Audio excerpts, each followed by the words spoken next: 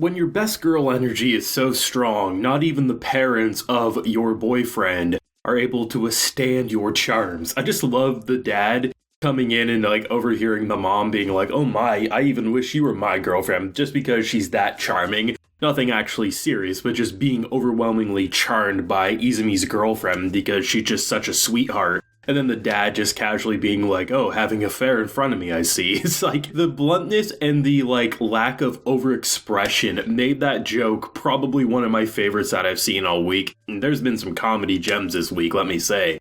But I just love seeing the simplicity yet the wholesomeness of the duo here, because Izumi and Shikimori are just so amazing to follow. You just immediately recognize why the other loves, whether it's Izumi towards Shikimori and her protective but almost like adorable childlike mannerisms, and Izumi being someone who may have a swarm of misfortune, and every which way you look at it, he's honestly a walking apocalypse to be next to. But the fact that he's so kind, he recognizes what pain is because he's lived a life full of it, and the fact that he never pities himself, he never says, woe is me. He always makes sure that he cares for people first and foremost. And I think that's just what makes a simple movie date so amazing. Personally, I was right there with him. When I saw that they were going to go look at some horror clown movie, I was like, I'm noping out of that date. I'm going to say right now, personally, I'm just not a big fan of those types of movies if they're focused on clowns. Didn't like them in my childhood, and they just kind of paranoid me elsewise. Like, I can see them on the streets. I'm not going to get up in arms, but goddamn, like, It and stuff like that just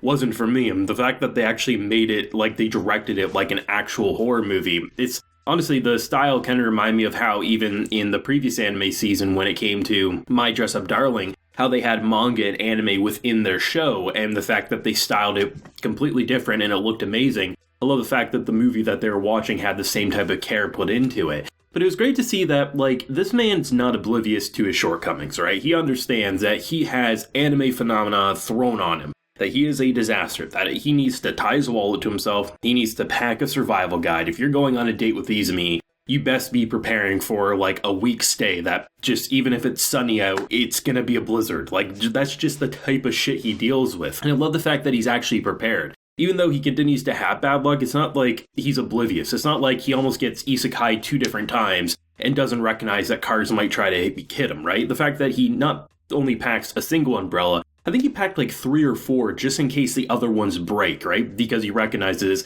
he's full of such misfortune that seriously wind could probably destroy it. And I just love how he's overly prepared, but then to the point that he can't even move. And even the preparations he made, like tying his wallet, it somehow the string broke. So I guess next time put a chain. Like, you know, I'm thinking of Yu-Gi-Oh! When the Millennium Puzzle got stolen, so Yugi puts it on a chain so it can't get ripped off his neck the next time. But no, in Izumi, his entire pants would probably somehow disappear. He'd be like, what the hell, I had it attached with a chain, and now apparently I'm pantsless, what's going on? But I love how they continue to make it so each of the focuses, like, they both get embarrassed and flustered and in awe of the other. It's never, like, one-sided. And you just always get a sense that they truly love the other, and the fact that they just get embarrassed. And then to just casually fully introduce the parents into the equation. Sure, we've had teases of them for sure, and they even tease Shikimori's brother in this episode as well. But to just see them have like a family dinner together, and how they just are so well connected, and getting the impression that Izumi's mom might have a similar bad luck charm, because seriously,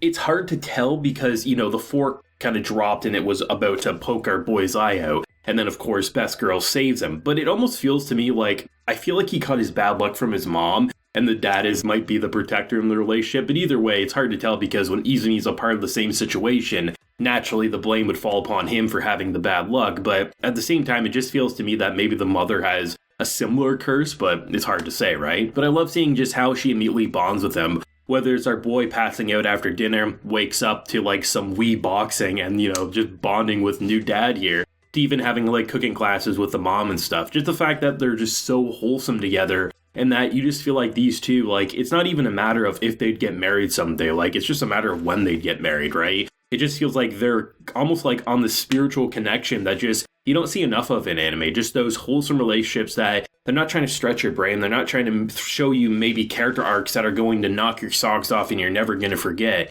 But more so, it's just trying to say, this is a show that's just a memorable, wholesome relationship with some very solid production value. I love the expressiveness. I think in general, Izumi gets more in terms of his character design, just for the overly shocked, but I love, even our girl's kind of like a boldish attitude. Look at the very beginning of the episode, her getting jealous because Izumi's getting handed movie tickets, and then immediately lights up when he asks. He doesn't even finish asking, she just immediately says, let's go to the movie. I honestly didn't recognize her at first when she was kind of like preparing for her date, because she had her glasses on and her hair was done differently. For a second there, I was like, wait, is that her like sister or something? And then immediately I was like, oh shit, like they just massively changed her with such a simple adjustment to her character design. And it was nice to see, because often people can look vastly different, just, whether they're going out versus how they stay in home. And I love the fact that they had those little finer details to really just make it so memorable. The common complaint I do see about this show, which I do find odd because I've seen so many shows with a similar idea but painted on the female side, either if it's bad luck or clumsy or,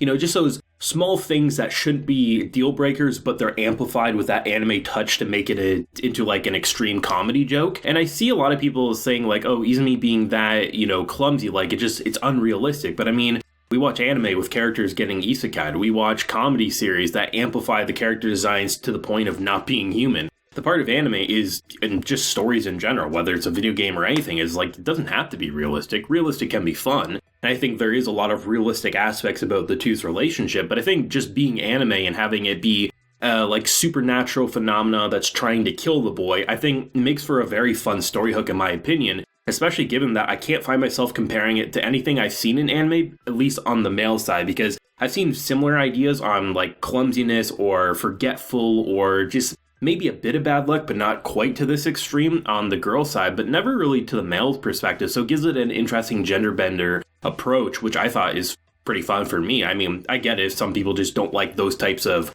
maybe I guess you could call it tropes, kind of being the main story hook. But honestly, I don't see that being a deal breaker for me. I mean, I really enjoy it. I think it's a funny addition. And the fact that within 2 episodes, we could see 2 different scenarios of her boy almost having Truscott try to send him to an isekai world, I think is hilarious. I also think they've toned it down massively since the debut episode, and now it's more like things that you could see ruining your day, like losing your wallet or losing your keys, but not to the same degree as a sign falling on your head or a vehicle trying to send you to the netherworld, right? So for me, I think they've kind of found their groove. Either if you hate the idea of him being super unlucky, or if you've loved it like myself, it kind of seems more in the middle where there is the extreme without going full on, I guess, yandere murderous, like, the signs and the cars and maybe even people might try to do to him. So for me, I love it, but it's an interesting criticism just because I've seen so many like similar stories get praised for the female having a similar idea on it, but Izumi just seems to get a lot more flack. But mainly I see that on Twitter and Reddit, and those are like the worst platforms to see rational opinions, so, maybe that's my fault for looking at them. But thoughts if you have any on this week's episode. I really enjoyed the simplicity of a movie date turned to family night, but let me know what you want to see down below, maybe with future ideas for storytelling. I'd love to see Izumi meet the brother. I think that'd be a fun addition, but let me know what you're feeling down below. Leave a like if you enjoy and subscribe if you're new around here.